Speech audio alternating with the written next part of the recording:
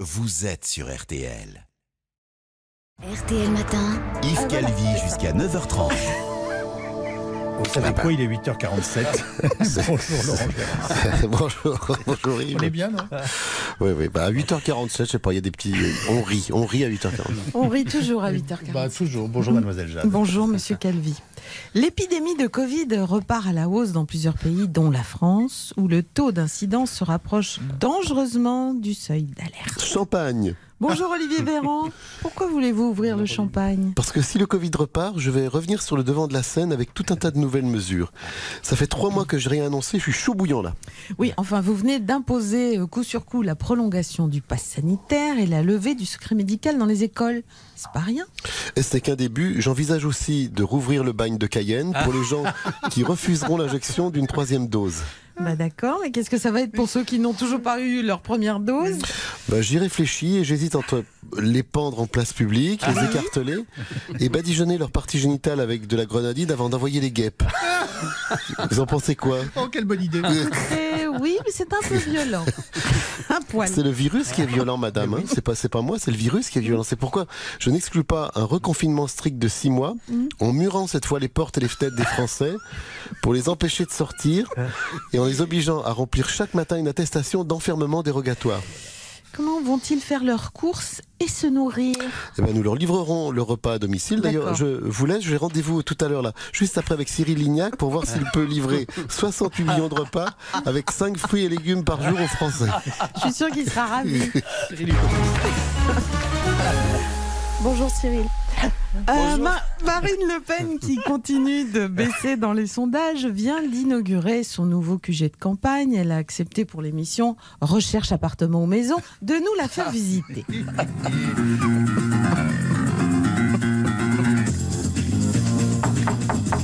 Entrez, madame. Bonjour Marine Le Pen. Bienvenue chez moi, madame, mais désolé pour ce grincement. Maître Collard n'a pas eu le temps d'huiler les gonds de la porte d'entrée. C'est lui qui s'occupe de ça? Mais oui, madame, on lui essore ses cheveux gras et on obtient de l'huile. C'est très pratique. Allez, venez, je vous fais visiter. Oui, allons-y. Ici, c'est la sondage room, madame. Le Rassemblement National est un parti moderne. Tenez, je vais vous montrer. Je vais demander à mon petit Jordan Bardella d'activer la machine à sondage. Il appuie sur le bouton et un son va nous dire quel effet a eu mon dernier discours sur l'opinion. C'est pas très bon, non?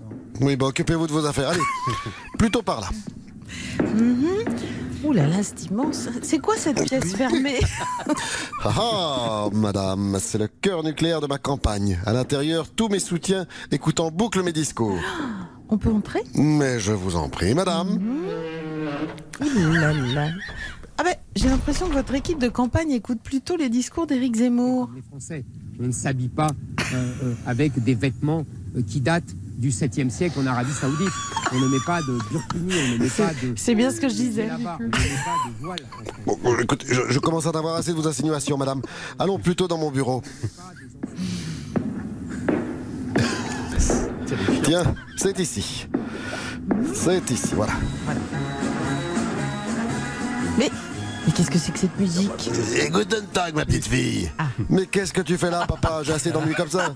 Je suis venu t'apporter ma collection de disques de musique militaire allemande de la Serbe, n'est-ce pas, que je vais éditer. Cela égayera un peu ce QG de campagne que je trouve un peu morose, n'est-ce pas? Et l'ambiance, vois-tu, ce n'est pas un point de détail. Mais c'est un cauchemar. Allez hop, dehors tout le monde. Puisque je suis traité comme un vulgaire migrant qu'on expulse, je vais offrir mes disques à monsieur Zemmour, ainsi que ce casque à pointe qui lui sera à merveille. L'indemnité inflation de 100 € annoncée par Jean Castex pour contrer la hausse du prix de l'essence ne satisfait pas les écologistes qui réclament des mesures plus radicales. Faisons le point avec notre spécialiste en écologie, Nicolas Hulot.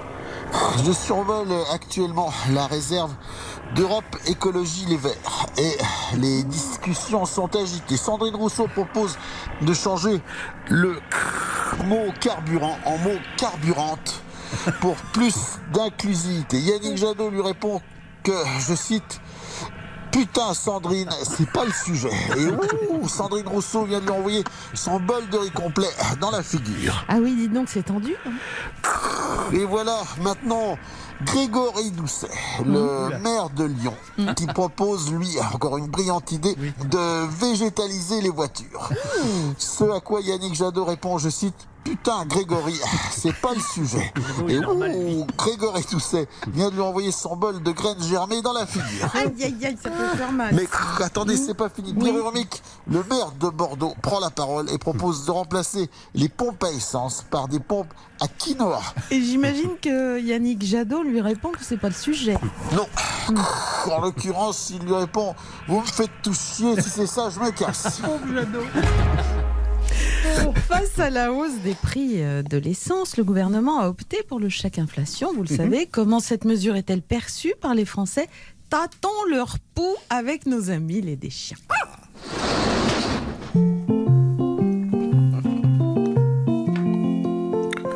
3615, code qui n'en veut du carburant, avec aujourd'hui mon ami Bruno Lochet. Alors, mon Bruno, est-ce que toi, tu es, comme qui dirait, affecté, comme tous les Français de guerre, c'est le sujet du moment, par la hausse du prix de l'essence? Ah ben oui, parce que moi j'ai une mobilette, c'est un Peugeot 103 SP, et ça consomme, ces petites bêtes-là.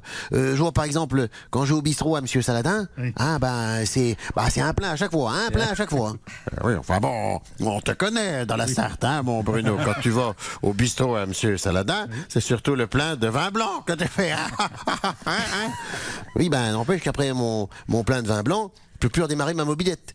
J'ai beau y mettre du gibolin, ça marche pas. L'autre jour, j'ai même fait pipi dans le réservoir, ça n'a pas marché non plus. Pourtant, vu tout ce que j'avais bu comme Suze, et sans le cassis, je pensais que la mob, elle allait partir comme une fusée. Concrètement, qu'est-ce que tu penses du chèque carburant offert par Monsieur Castex? Moi j'adore les chèques cadeaux, mais faut vraiment que Monsieur Castex, son chèque, il me le donne à moi, pas à ma femme. Parce que chez Leclerc, quand on a les tickets de réduction, ma femme elle en profite pour s'acheter son maquillage ou je sais pas quoi, ces trucs pour qu'il se mette sur la figure. Alors que c'est pour la bière qu'on devrait en profiter des coupons de réduction, parce que c'est pas du mascara qui nourrit son homme. Alors là, je t'arrête tout de suite, mon Bruno. Monsieur le maire, le ministre, le ministre de l'économie, qui est un gars qui n'est pas commode. Il a dit que le chèque carburant, il serait réservé, écoute bien, à ceux qui travaillent ou chômeurs pour qu'ils trouvent du boulot. Oui, mais je suis pas d'accord. C'est de l'escroquerie. Quand on fait un cadeau, c'est pas pour attendre quelque chose en retour. Alors tu vas refuser le chèque cadeau essence à Monsieur le maire, tu vas refuser son cadeau essence, oui, je m'en fiche de son chèque gazole, l'autre, là. Je continuerai à faire le plein d'essence de mon 103 SP quand j'irai au bar à Monsieur Saladin, et comme ça, à la station, j'aurai des bons, puis au bout de 10, je ramènerai un joli service de table Arcopa à la madame, et comme ça, elle me fichera la paix quand j'irai au bistrot, et voilà. Vu sur cet angle. Donc, j'ai envie de dire, qu'as-tu dans ton panier? Un chèque cadeau, qu'as-tu dans ton panier? Un chèque cadeau pour Monsieur Lochet. Wow! Alors? Et voilà. On en a peu de générique à Charlie Oleg. On n'en a pas entendu le générique à Charlie Oleg. Sinon, on est perdu. Oui, rendons hommage à Charlie Oleg, vous avez raison. Et oui. On ne le fait que trop peu. Dites-moi, vous restez avec nous parce que dans quelques instants, on va parler sauce au chocolat avec notre Cyril. Voilà. On va mettre un peu d'essence dans la Peugeot. On va se régaler. C'est un gars qui ne lésine pas sur le chocolat. Je le dis, c'est un gars généreux, le Cyril Lignac. La générosité le caractérise et on le retrouve dans un instant. Merci à toute l'équipe. On vous retrouve sur le site RTL.fr et surtout dès demain matin. À demain.